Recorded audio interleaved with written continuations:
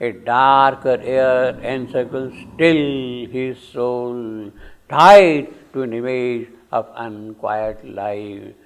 What is the fact? A darker air encircles still his soul. Now, we have to make a distinction here that it is a darker air around him. It is a darker air around him. That darker air is not within him. The darker air is not in his soul. The darker is around him. There is no darkness in his soul, but there is a darkness around him because he has taken a birth in this inconscient world. Because he has taken a birth, he has come here in the inconscient world, and naturally there is a darkness around him. Completely here.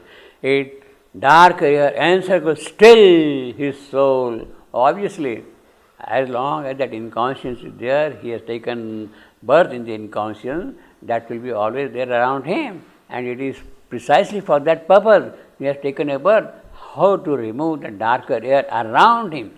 As far as his soul is concerned, there is no question of darkness at all, you see. A darker air encircles still his soul. Still, although he has seen this world of bliss,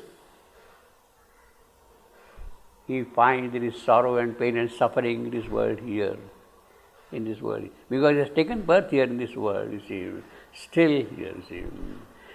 Tied to an image of unquiet life. What life here is a contrast between this world of bliss.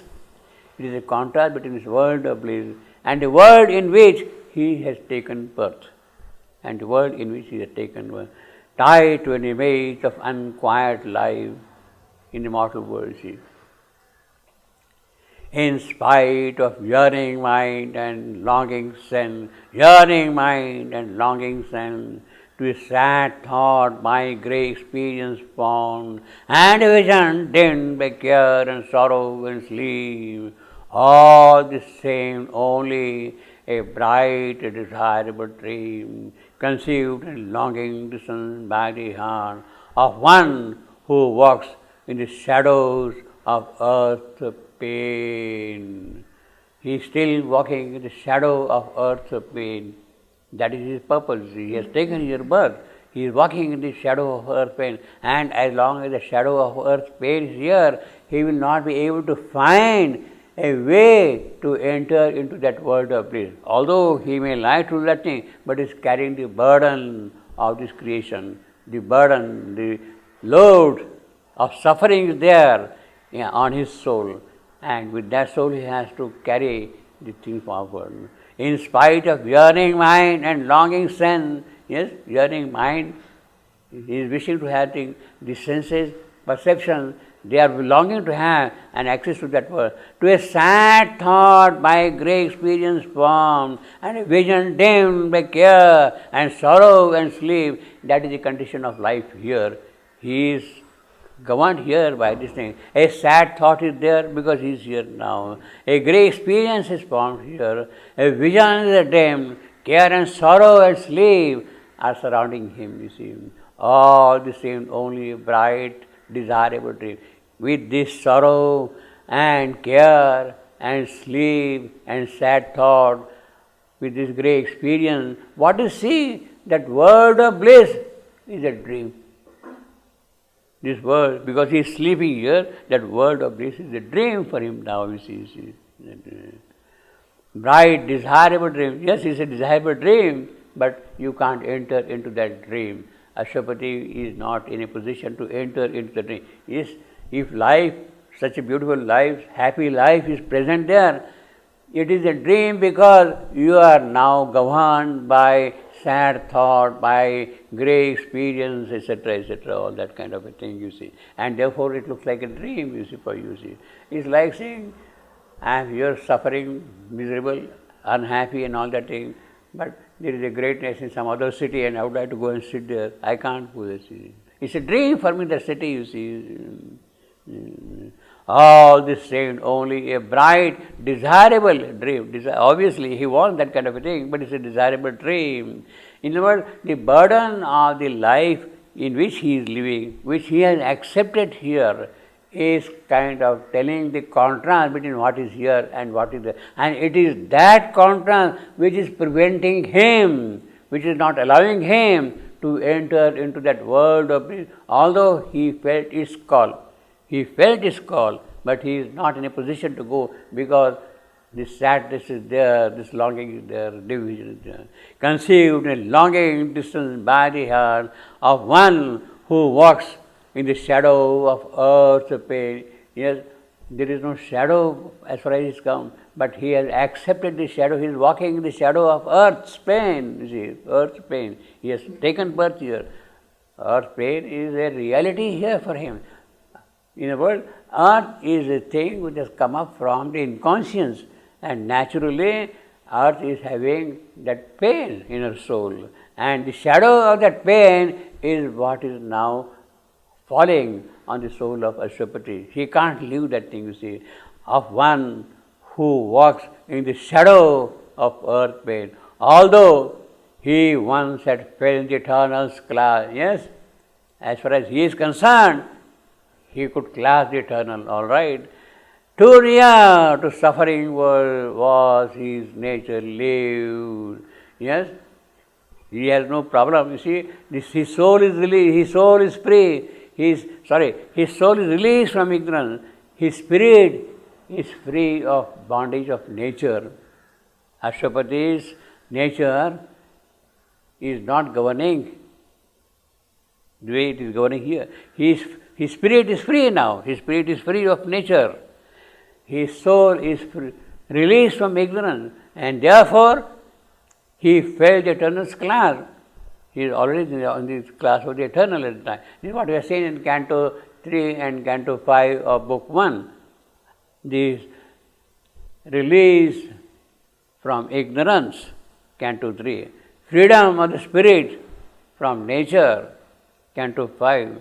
That he has already experienced. That experience is already here. Although he once had felt the eternal clasp, but that is not of importance to him. What is importance of him is his relationship with the earth. The earth relationship is binding on him, so to say. Too near to suffering world, his nature lived. That is the purpose for which he has taken the birth here. The purpose of the incarnation is to experience the agony, the misery, the suffering of this creation, and then remove that thing here. Too near to suffering world, his nature lived, and where he stood were entrances of night. Obviously, in this world, you are only entering into night, greater and deeper night all the while. So that is the relationship. It is because of that, although he felt the call of that blissful world, he is not able to enter into that because of this tie he has with this earth pain. Earth pain is important for him. Earth pain is binding him and is not sort of allowing him to go and live. Otherwise, he could have easily gone and lived in that world. You see, he could have easily gone and lived there. He felt his call, would have Ashwapati liked at all to go there? Not at all. Because his concern is this earth. His concern is this earth, always, you see. And where he stood were entrances of night, hardly too close, beset by the world care, can the dense mold in which we have been made return sheer joy to joy, pure light to light. Well, that is what happens. In the dense mold, the gross physical matter built from inconscience can hardly give joy back to joy, can hardly give light back to light, you see. Return sheer joy to pure light, return sheer joy, return, and I am sheer joy, spontaneous, to joy, pure light, spontaneous, to light. So I got return, I am, spontaneous, I am, spontaneous, I am. You see, what a beautiful line, you see. Return sheer joy to joy, pure light to light. for its tormented will to think and live. First, to a mingled pain and pleasure woe, tormented will to think and live. He has taken the birth here. He is thinking and living in this world here. Tormented will, because he is suffering, because earth pain is there. Earth pain is there. That is why there is the tormentation. Earth pain is there. First, a mingled pain and pain. Both of them are happiness and joy are there. Pain and suffering are both of them there. And still, it keeps the habit of its birth. A dire duality is our way to be. Yes, that is what we are. See, we have come from the transcendental world of bliss. The soul has come here, but soul is here living in the world of inconscience, and therefore there is a duality. A dire duality is our way to be. A dire, I am, dual, I am, liti, pirik is our, well, we can take it, I am, way. Sorry, a dire, I am, dual, I am, liti, pirik is our way, anapis, to be. I am. In the crude beginning of this mortal world. Now the poet is telling you why all that thing is, how this started happening, why it is so, the cause of all these things. In the crude beginning, so this mortal, crude beginning, so crude because it has started from inconscience, very elementary, very rudimentary kind of things are happening, you see. In the crude beginning, so this mortal world, life was not, nor mind's play, nor heart's desire. Life, prana, mind, manasa, heart, the psychic, is not, they are not there. In the beginning of the world, you see, they are absent. That is why it is a crude beginning. There is only the material scene there. Life is absent, mind is not there, the psychic desire, will is not there, and therefore it is a crude beginning of this mortal world. Now, actually, still, mortality has not arrived on the scene. Mortality has not yet arrived on the scene, but as if it is already built into things which are existing at that point of time. In that crudeness, mortality is, if something is going to happen, mortality will spring up. Will spring up. In other words, it is present there already, buried deep within, in the beginnings of this thing. It is present there, mortality. See, there is no life, there is no question of death there, therefore, see. There is a question of mortality there.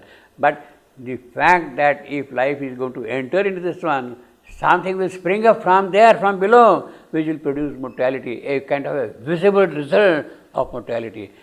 The absence of life means invisible mortality in the crude beginnings of this world. Invisible mortality is still present there in this world. In the crude beginnings of this mortal world, life was not, nor mind's play. Life was rocky, not nor pirik.